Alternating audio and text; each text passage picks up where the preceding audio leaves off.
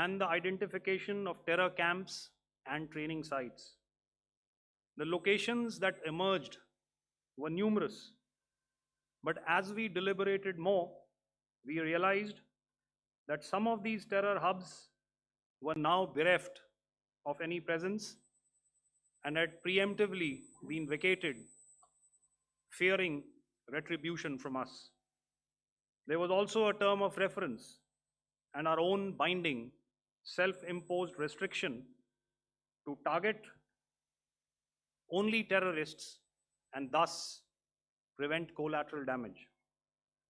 There were 9 camps that you are now all familiar with, which were confirmed by our various intelligence agencies to be inhabited.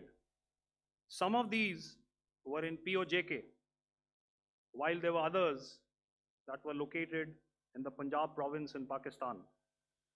Nefarious places such as Muridke, the hub center of the Lashkar-e-Taiba, has over the years bred infamous characters such as Ajmal Kasab and the likes of David Headley.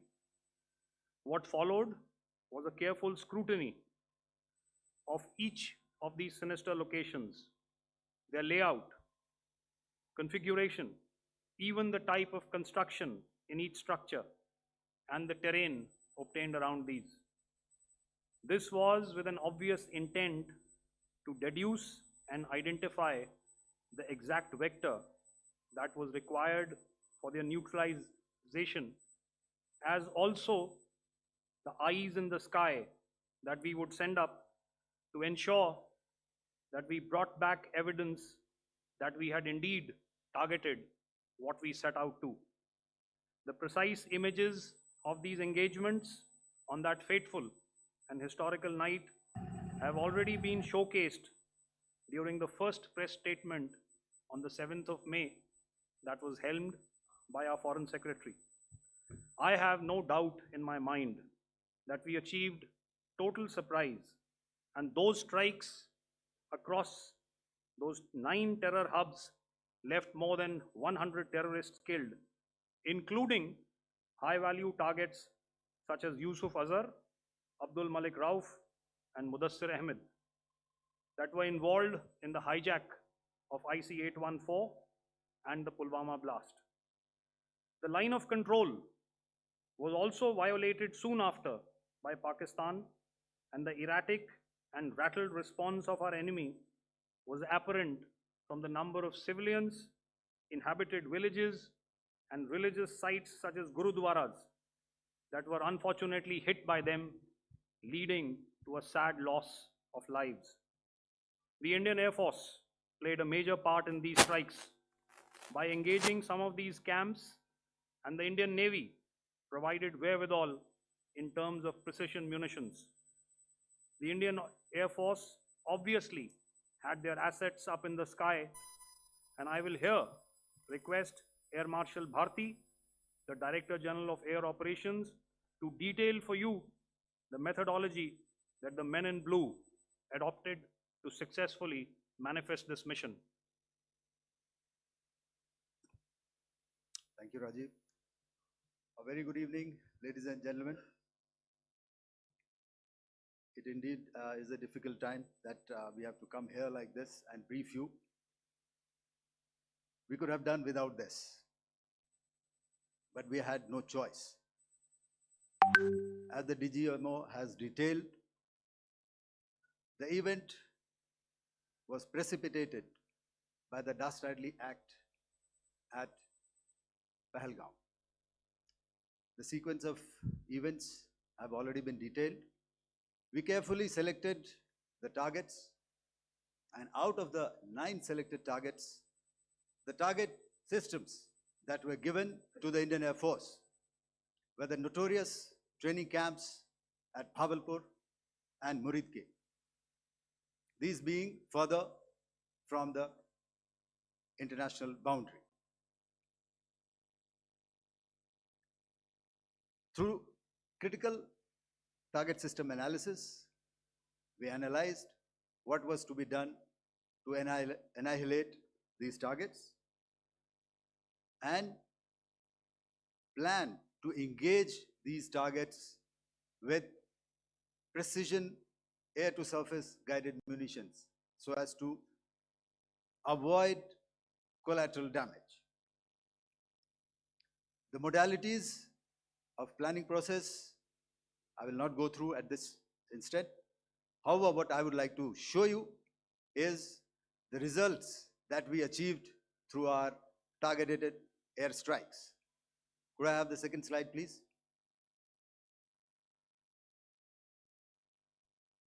Yeah, change, please.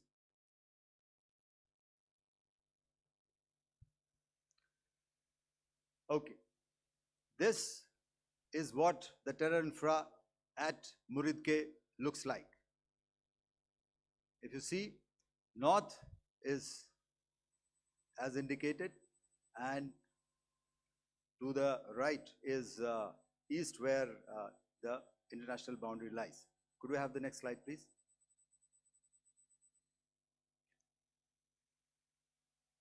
Orientating. Just go back one slide. Okay. Please have a look at this red building, the series of buildings out here, and this empty ground. Next.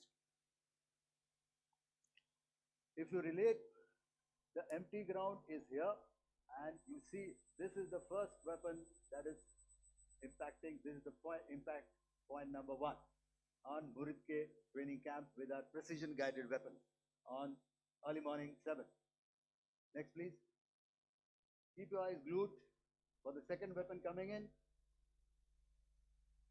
and the second impact on the selected target point.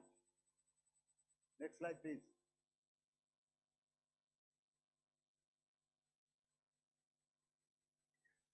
Third weapon, third impact. Continue. And fourth weapon, fourth impact. So through these targeted and precision targeting, we addressed the target at Muridke, which was the terrain infrastructure. Can you hear me? All right. Okay, I'll come closer to the mic. Now we go to the next target, which is the Bhavalpur training camp. Next slide, please. Okay, just wait.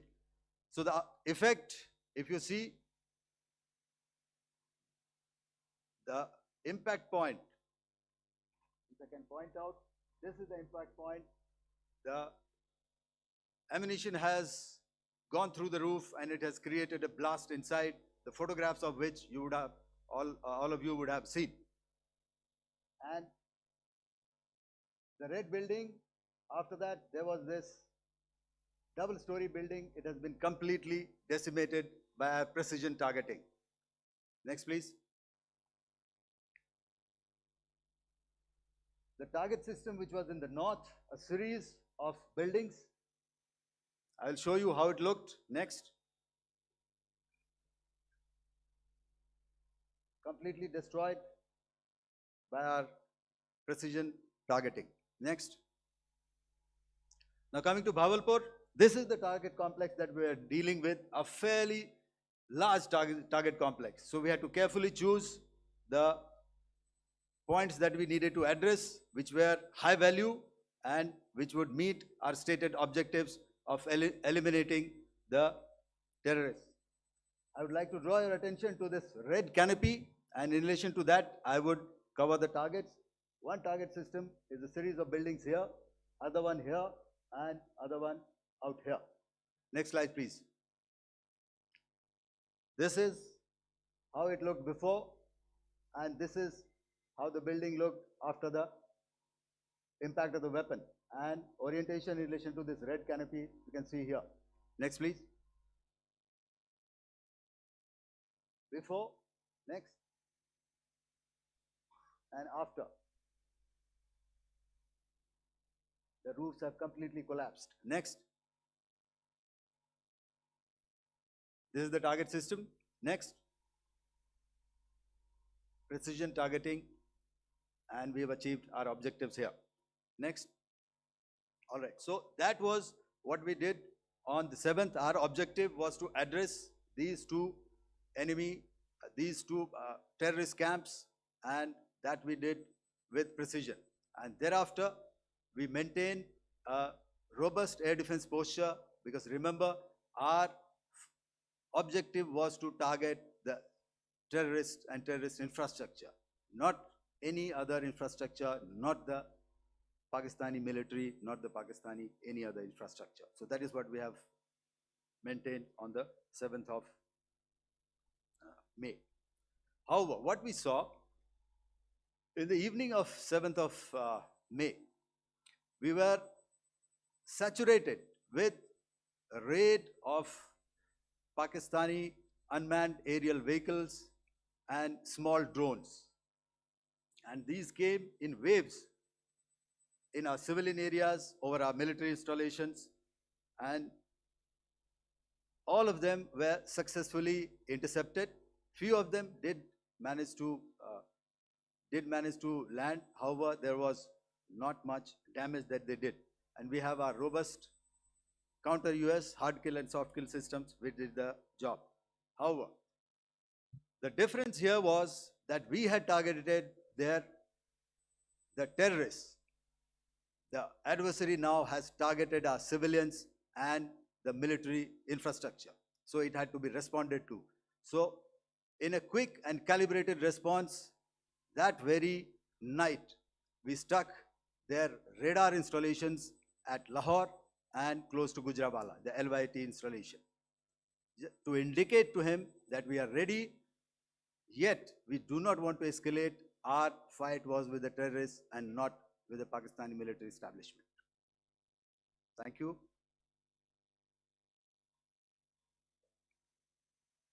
Thank you, Air Marshal Bharti. So, ladies and gentlemen, he's outlined operations not only on the night of 6th and 7th of May, when Operation Sindoor commenced, but also on the subsequent night.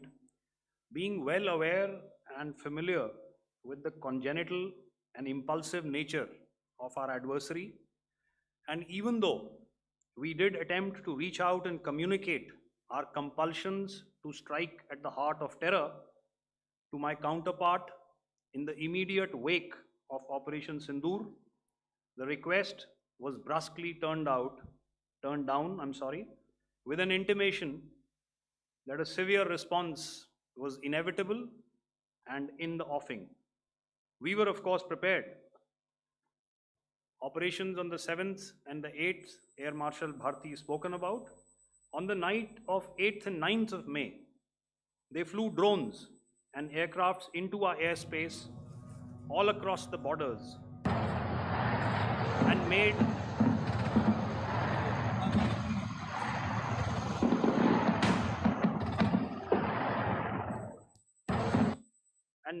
largely unsuccessful attempts to target numerous military infrastructure.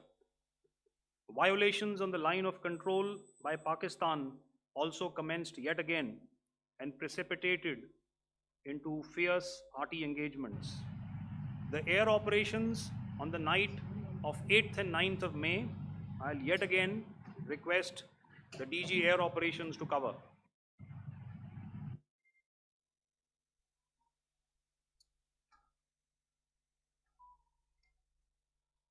So I just covered what happened on the night of 7th and 8th. What we found that on the night of 8th and 9th, starting as early as 22:30 hours, our cities had a mass raid of drones, unmanned aerial vehicles, UCAVs, starting right from Srinagar, going down right up to Nalia. It was a mass raid in waves, and it was relentless. However, we were prepared, and our air defense preparedness ensured that there is no damage on ground or to any of the intended targets that the enemy might have planned for. The difference between 7th night and 8th night was that on 7th night, he sent in his Yeha class of UAVs. However, these UAVs can go some distance, they are armed. However, on the 8th, less numbers of armed UCAVs were there or UAVs were there, and more numbers of quadcopters, maybe for surveillance or just for harassment of civilians. This continued till midnight. Our air defense preparedness ensured that there was no damage on the ground, either to the military installations or to the civilians. However, the enemy had yet again shown that he wanted to up the ante and he wanted a fight, and we were up to the task. In a measured and calibrated response, we once again targeted his military installations, which included his SAM sites at Malirkant. This also included his surveillance radar sites at Lahore and close to Gujranwala. These were suitably addressed, and thereafter his drone attacks continued even till morning, which we countered, and during the daytime there was some respite. Here I would like to bring out another aspect. What we found was that while the drone attacks were being launched from somewhere close to Lahore, enemy had allowed his civilian aircraft to also continue to fly out of Lahore. Not only his own aircraft, but international passenger aircraft, which is quite insensitive, and we had to exercise extreme caution, even at the cost of some tactical disadvantage, to ensure that there is no damage to any of the civilian aircraft. And this was also brought out in our press briefing during the day. So I will now hand over to my colleague to cover the events of 9th onwards. On land, we also undertook certain measures such as deployment of air defense and electronic warfare assets to establish an integrated grid with the Indian Air Force, and I have seen and heard some of you wax eloquent about the benefits of such an architecture when it comes to negating and combating air intrusions. We also carried out deployment to include movement of our forces in the land, sea, and air domains. The night of the 9th and the 10th of May saw similar intrusions by drones and aircrafts, and this time there was a concerted effort to target airfields and some very, very important logistic installations, albeit yet again unsuccessful and denied gallantly and efficiently, I must say, by the integrated Indian Air Force and Indian Army Air Defense. We further strengthened our deployment and also initiated some pressure points to send a very clear and unambiguous message to the other side to desist from any misadventures on land. Some of the airfields and dumps saw repeated attacks in waves from the air. All were thwarted.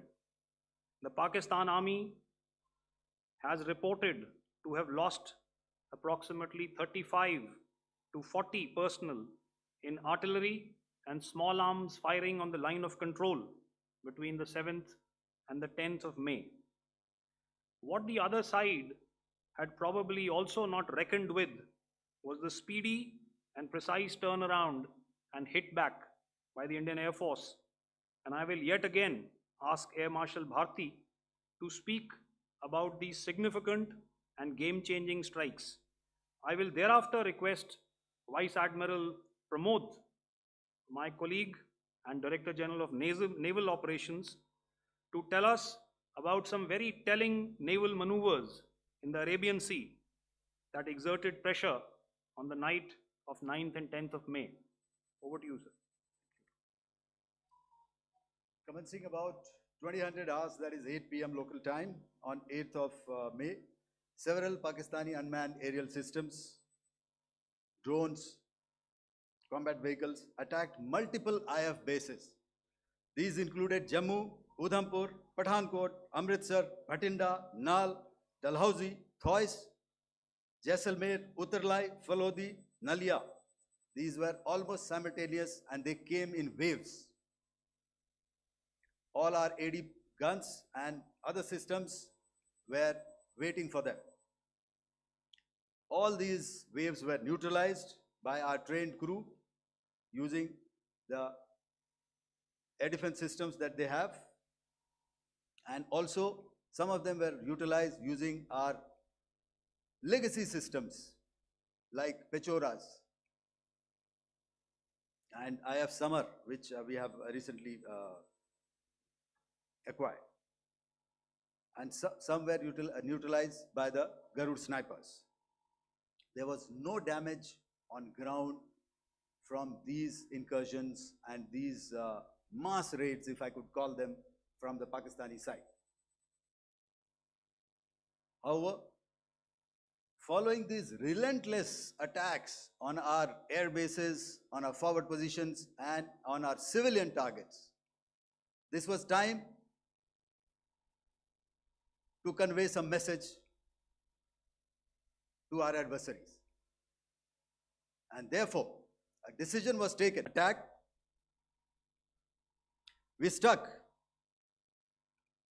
his air bases, command centers, military infrastructure, air defense systems across the entire Western Front.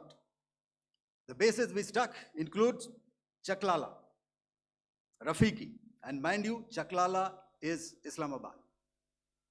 Rahim Yar Khan, Sakar, sending a clear message that aggression will not be tolerated. This was followed by strikes at Sargoda, Bholari, Jacobabad.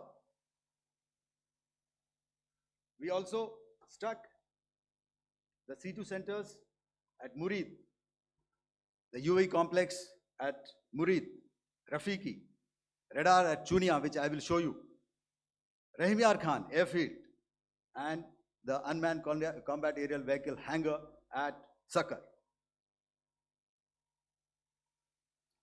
I would like to reiterate here that we have the capability to target every system at these bases and more. However, it was only a measured response to instill good wisdom to our adversary to refrain from further escalation. IF response was directed only at military installations, avoiding civilian and collateral damage. I would now like to show you some of the effects that have been achieved as a result of our air operation.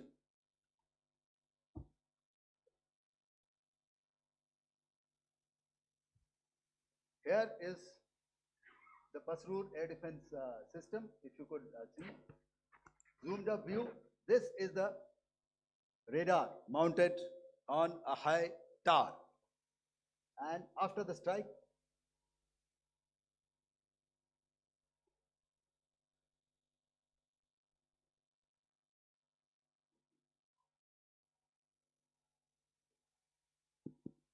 thank you. Can you hear me? Yeah, thank you. And after the strike, this is what has happened. This radar has been taken out, completely burnt. Next slide, please. The Chunia air defense radar, which was taken out on 7th and 8th. This is the radar site. A blown up photograph, once again, on a tower. Not very clear, but what you see very clearly is the after effect after we have struck. The radar head has been completely decapitated. Next slide, please. Arifwala air defense radar. In this complex, you see how it looked before, blown up image, and after really blown up. Next. Now coming to Sargoda airfield. Remember, this is one of their important airfields wherein they have a lot of assets, F-16s, other assets which they keep getting, training institutes. and we have stuck this airfield.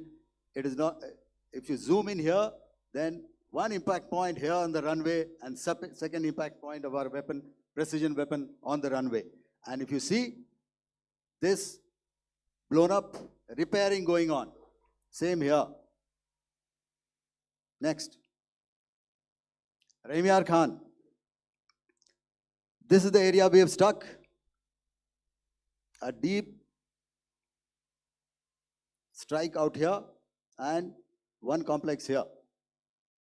So this is how it looked before, and same, you see a big crater, another crater here, and this complex, after strike, neutralized. Next. Chaklala Airfield, Noor Khan, once again a major air base, a lot of their logistic assets out here. This was the chosen complex that we intended to strike and convey a message. Next slide, please. This is how it looked before, and this is how it looked after our strike. Next. Sakar. We chose the radar site at Sakar. This is the radar site, and after it was struck, this is the aftermath, completely burnt out. Next, please. Aircraft shelter. This is how it looked before the strike, and this is how it looked after the strike. The roof of the buildings completely caved in and burnt. Next. Bolari Airfield, aircraft hangar. This is how it looked before, and this is how it looked after the precision strike. Next. Jacobabad, aircraft hangar, and this is how it looked after. Next. So what I'm trying to convey here, ladies and gentlemen, is to start with, our fight was neither with the Pakistani military nor with anybody else who's there on the other side. Our fight was with the terrorists. We neutralized the terrorists that we selected to be neutralized, and thereafter, we only maintained the air defense posture. However, we were relentlessly pounded by waves after waves, night after night, by his UCAVs, by his drones, and by his other unmanned aerial systems. And that left us with no choice but to retaliate, and yet our retaliation was calibrated, it was graduated, and it was proportionate. Thank you.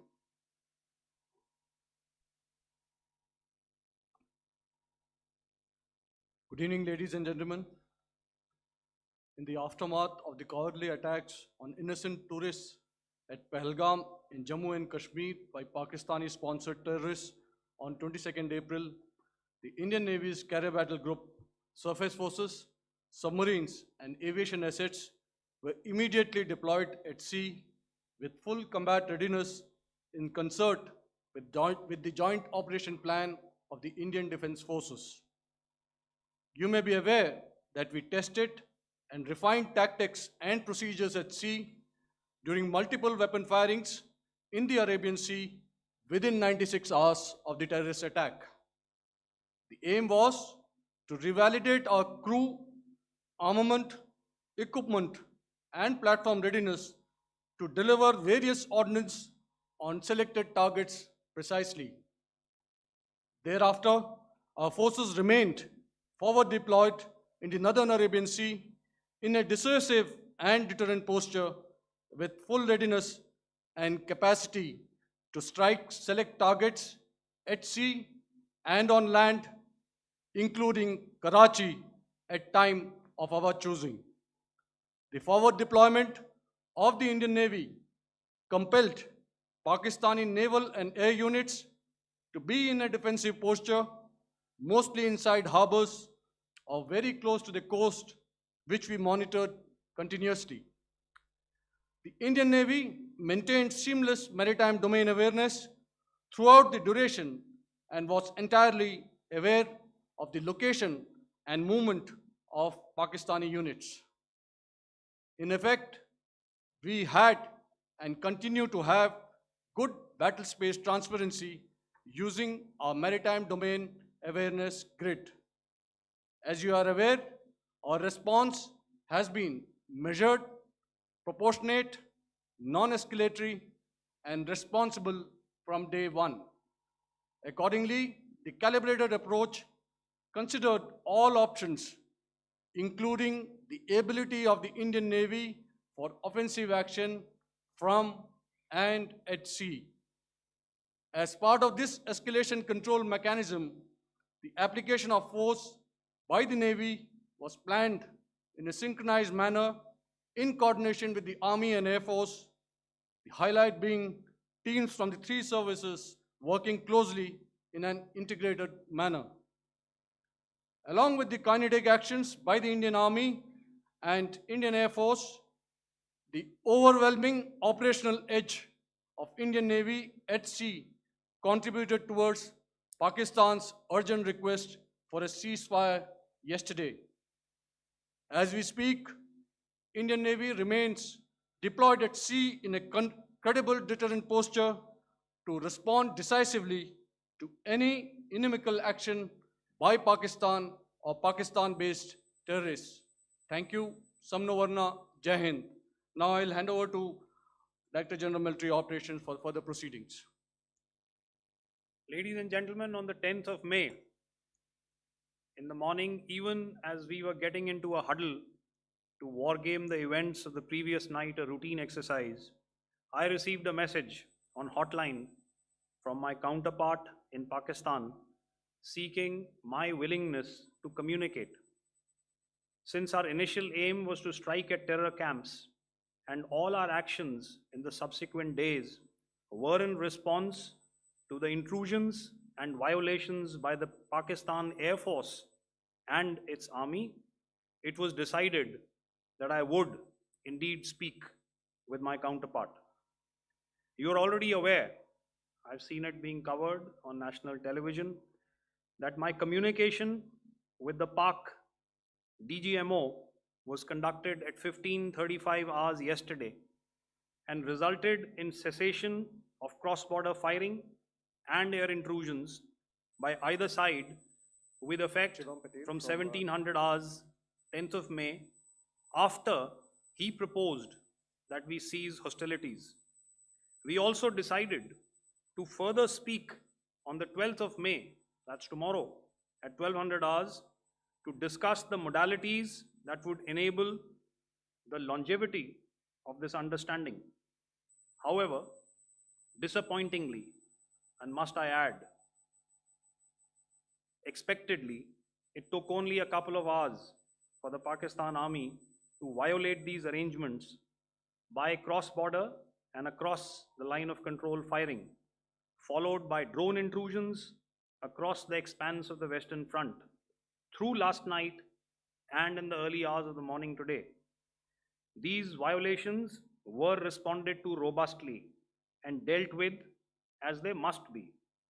We have earlier today sent another hotline message to my counterpart highlighting these violations of the understanding between the DGMOs on the 10th of May and our firm and clear intent to respond to these fiercely and punitively, if repeated tonight, subsequently, or later.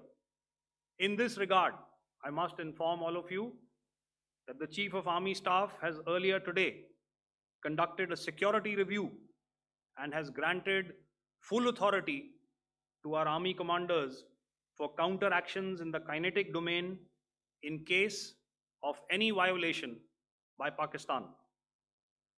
In the end, I pay my solemn homage to my 5 fallen colleagues and brothers from the armed forces and civilians who have tragically lost their lives in Operation Sindoor. Our hearts go out to the bereaved families, and we express our solidarity to them in this lifetime and beyond, at this grave juncture in their lives. Their sacrifices shall always be remembered and spoken of in glowing terms by a grateful nation. We have thus far, ladies and gentlemen, exercised, and my colleague Pramod highlighted this, immense restraint, and our actions have been focused, measured, and non-escalatory. However, any threat to the sovereignty, territorial integrity, and safety of our citizens will be met with decisive force. Jai Hind. Okay, ladies and gentlemen, we are now open for questions. All right, now since I would not know all of you, I would expect you to please raise the placard or your hand, and once I indicate, I expect you to please give out your name and the media group that you belong to. Keep your questions short so that we can take as many questions as possible. Also, ladies and gentlemen, kindly bear in mind that confidential aspects may not be answered by the 3 DGMOs. Right. I've got a lot of hands there. Let me start from the left. Left foot always in front when we start marching. So here we have to the left, okay. Yeah, 238.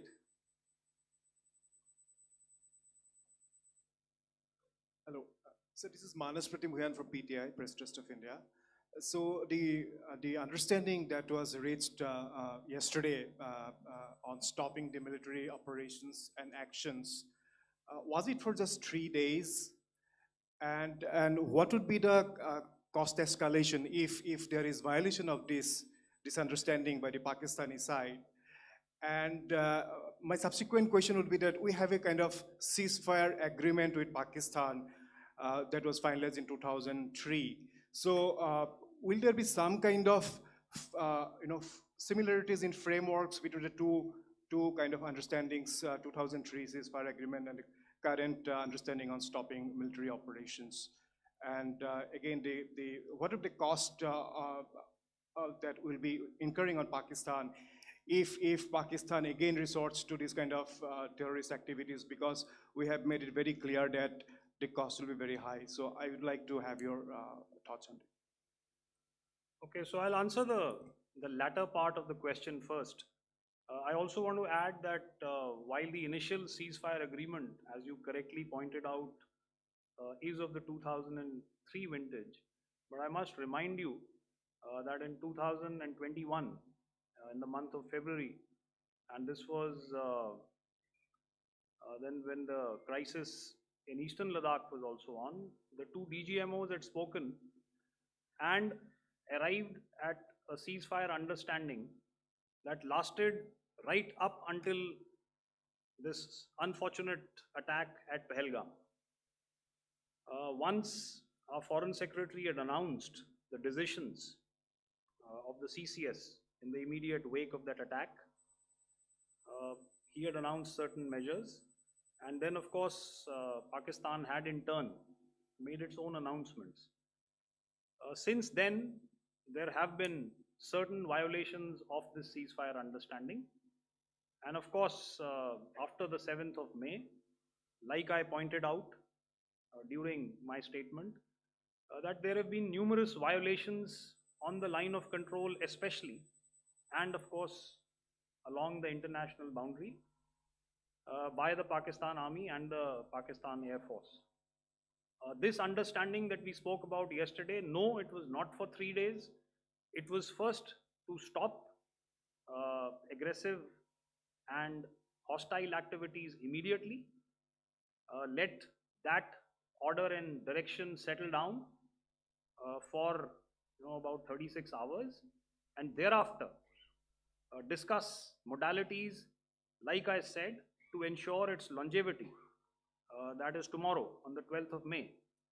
But unfortunately, we had a violation starting at approximately 1900 hours last night, and we've sent a communique, like I said, to the Pakistan Military Operations Directorate, and we will await So what happens tonight? All right. I will. The cost escalation, I mean, I'll leave it to your best imagination. I've already said that the response will be fierce and punitive. Now, the right foot forward. Yeah.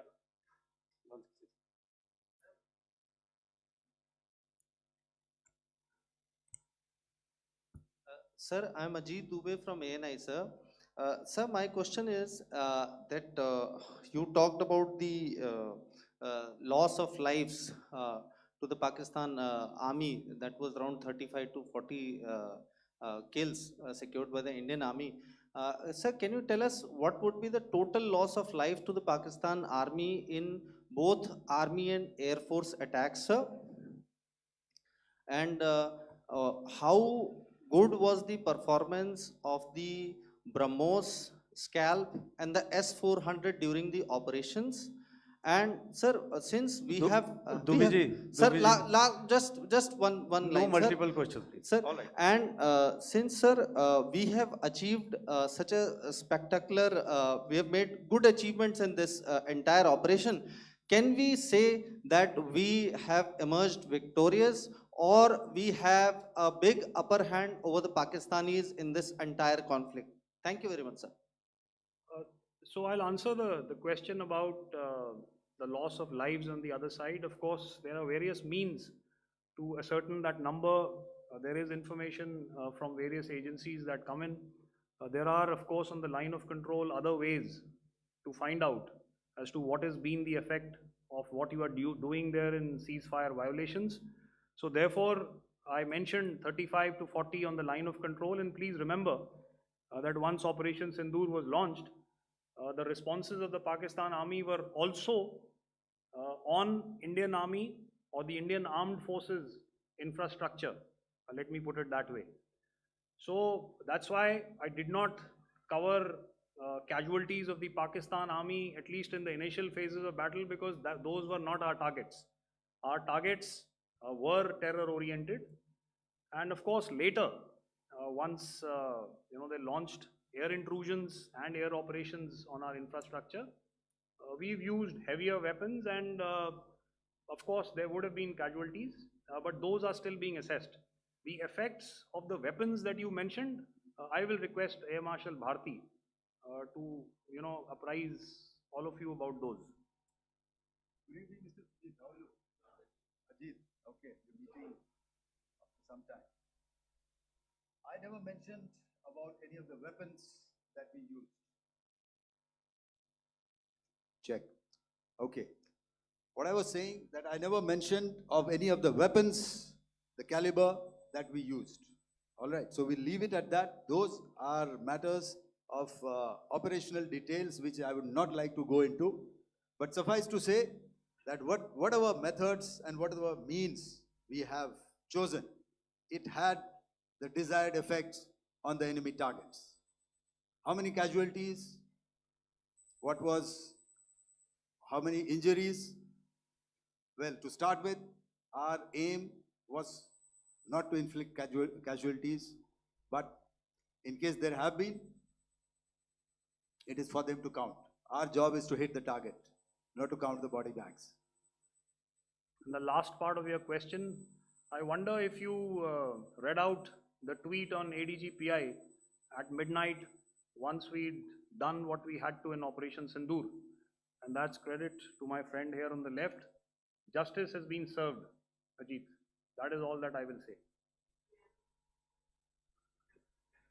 Ajit, I'll request you to, refrain putting words into his mouth. All right. Yeah, I'll come back to the left. 147. Sorry, 47. No, 47. Did I see it here or? Yeah. Good evening, gentlemen. Sorry, 147, I saw it there. Sorry. Yeah, since I've already said 147, start please. Hi sir, good evening. This is Shivam Patel from Reuters News Agency. Thank you for giving me the opportunity. My question, sir, is how many military targets did Indian Armed Forces strike in Pakistan in response to the attacks from Pakistan? How were these targets selected? And how many troop casualties have been there in total on both sides, if you give details? Thank you. I'm sorry, where are you? I haven't Yeah, spotted his. his to the Yeah, right. okay. Can you just repeat that for me, please? Sure, sir. So my name is Shivam Patel. I'm from Reuters News Agency. My question is, how many military targets in total did the Indian Armed Forces strike in Pakistan in response to the attack from Pakistan? How were these targets selected? And how many troop casualties have been there on both sides, if you can? So you're speaking of the targets that I mentioned in the wake of the attack at Pahalgam, right?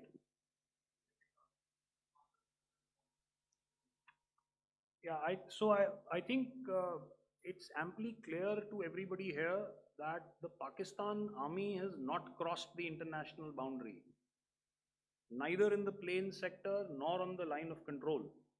So the intrusions have been in the air. There have been certain attempts on the line of control when ceasefire violations have been on to try and infiltrate and carry out and perpetrate activities that we are all very well familiar with. Whether these are by terrorists or by the Pakistan army or its special forces and commandos is difficult to say, but each of these have been effectively thwarted. So therefore, as far as engagements of Pilots are back home. Thank you. Okay, hold, please don't, please be civil here. So we'll have 220 now. Hello, sir. This is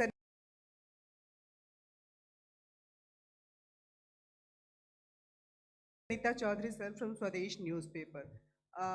मेरा सवाल है क्योंकि ये हमारे जो पहले जो action रहा वो आतंकवाद के खिलाफ रहा, तो आतंकवाद में अजहर मसूद की तरफ से एक बयान जारी किया गया था जिसमें उन्होंने कहा कि हम इसका बदला लेंगे और जाज रुलाएंगे। तो क्या अगला, अगर खुदा न खास्ता अगला टेरर अटैक किसी भी तरह का होता है तो क्या उसे एक्ट ऑफ वॉर में हमारी तरफ से लिया जाएगा और उसका क्या माकूल जवाब दिया जा सकता है? मेरा इसमें सिर्फ एक ही जवाब है आपके लिए कि हमने अपनी कार्रवाई करी। हमने उसके बाद मैंने अपने स्टेटमेंट में भी बताया कि ये कम्युनिकेट करने की कोशिश करी कि हमने इस तरीके से ये जो स्ट्राइक्स हैं वो क्यों की, लेकिन जो हमारा एडवर्सरी है उसने जैसे मुनासिब समझा वो कार्रवाई करी। तो आपने देखा कि ये जो एक्टिविटीज़ चल रही हैं 3-4 दिन से, ये कोई वॉर से कम नहीं है। नॉर्मल सर्कमस्टांसेस में एक दूसरे देश की एयर फोर्सेस हवा में नहीं उड़ती हैं और एक दूसरे के ऊपर स्ट्राइक्स नहीं करती हैं। हर रात इंट्रूजन्स नहीं होते हैं। लाइन ऑफ कंट्रोल पर सीज फायर वायोलेशंस, आपके एक साथी ने सवाल पूछा था शुरू में, एक सीज फायर अंडरस्टैंडिंग था, वो भी जा चुका है। उस सीज फायर अंडरस्टैंडिंग के जाते जो फायरिंग हो रही है लाइन ऑफ कंट्रोल में, उसमें घुसपैठ की कोशिश हो रही है। आमतौर पर ये घुसपैठ लाइन ऑफ कंट्रोल में टेररिस्ट करते हैं, लेकिन हमें इंफॉर्मेशन है कि हो सकता है ये पाकिस्तान आर्मी की टोलियां भी हों जो हमारे पोस्ट के ऊपर खामी पहुंचाने की कोशिश कर रही हैं। तो ये सारी एक्टिविटीज़ तो वॉर में शामिल हैं। तो ये कहना मुश्किल है कि आगे क्या होगा, वो स्पेक्यूलेटिव जोन में आ जाता है और मैं स्पेक्यूलेट नहीं करना चाहता। हर एक सिचुएशन अलग होती है और उससे एक तरीके से डील किया जाता है। सर मैं एक सवाल इसका मैं जवाब देना चाहता हूँ, 1 मिनट। सो जो मिलिट्री होता है, our main job is to prevent war and maintain peace and stability. So it is not that our response is a graded response. That means अगर किसी ने किया तो उसको graded उसमें किया, जैसे terrorist action हुआ तो what we did is a terrorist action and then we destroyed all the terrorist camps. उसके बाद आपने देखा कि उनने थोड़ा सा कोशिश किया तो हमारे एयरफोर्स और आर्मी ने क्या किया, तो मिलिट्री टारगेट्स हैं उनके ऊपर थोड़ा। So our aim is to maintain peace and tell our adversary that you do this and the response will be bloody. Okay, now as per the, please, we'll have 166 and 25, and after that, no more, please. Sir, this side. Ladies Excuse and me, sir. gentlemen, please Sir. maintain, Sir, I'll this request side, you to sir. please be quiet. Jal Ghai? No, This side, sir. we have only two Sir, questions left, 166. Yeah, please start. So Rahul. I'm Rahul Singh from Hindustan Times, sir.